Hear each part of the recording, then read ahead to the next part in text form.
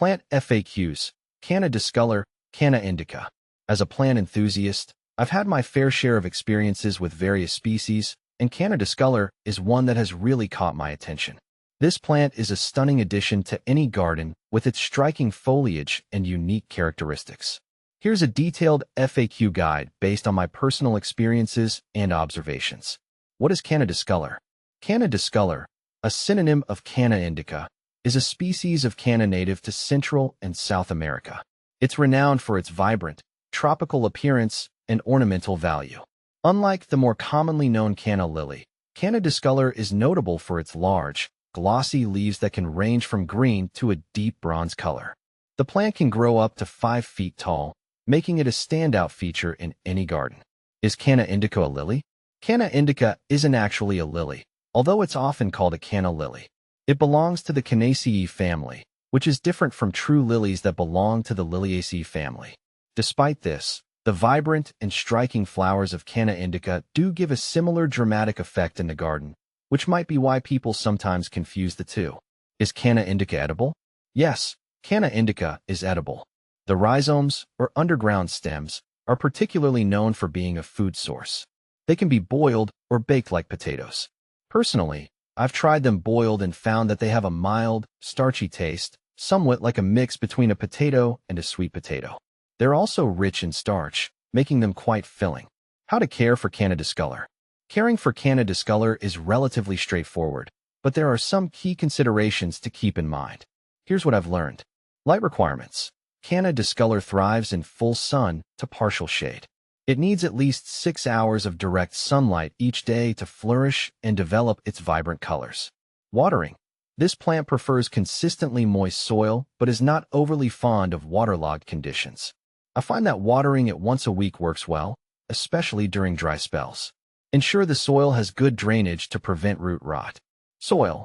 Well-draining soil is essential for Canna discolor. I use a mix of garden soil, compost, and sand to achieve the right texture. The pH should be slightly acidic to neutral. Temperature. It prefers warm temperatures and is not frost-tolerant. In colder regions, I recommend digging up the rhizomes and storing them indoors during winter. Fertilization. I fertilize my Canna discolor with a balanced, water-soluble fertilizer every 4 to 6 weeks during the growing season. This helps promote vigorous growth and vibrant foliage. How to propagate Canna discolor? Propagation of Canna discolor is quite simple and can be done through rhizome division. Here's the process I follow. Timing.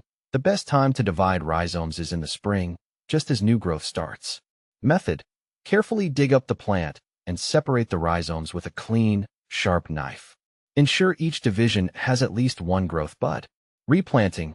Replant the divided rhizomes in well-prepared soil and water thoroughly. Keep them in a warm, sunny spot until they establish new growth. What to plant with Canna discolor? Canna discolor pairs well with various plants that complement its bold foliage. Here are a few combinations I've had success with. Ornamental grasses. Varieties like Pennisetum setesium add texture and contrast nicely with the large, glossy leaves of Canna discolor. Tropical plants. Plants like Alocasia and Colocasia enhance the tropical look and thrive in similar conditions. Flowering companions. Planting with bright, colorful flowers such as petunias or marigolds can create a vibrant, eye-catching display. Is Canna discolor toxic? One of the concerns I've had with Canna discolor is its toxicity. Fortunately, this plant is non-toxic to both humans and pets. It's a safe choice for gardens where children or animals are present. Benefits of Canna discolor. Canna discolor offers several benefits beyond its aesthetic appeal. Low maintenance. It's relatively easy to care for, making it a good choice for both novice and experienced gardeners. Attracts wildlife. The plant can attract pollinators such as bees and butterflies, enhancing the biodiversity of your garden.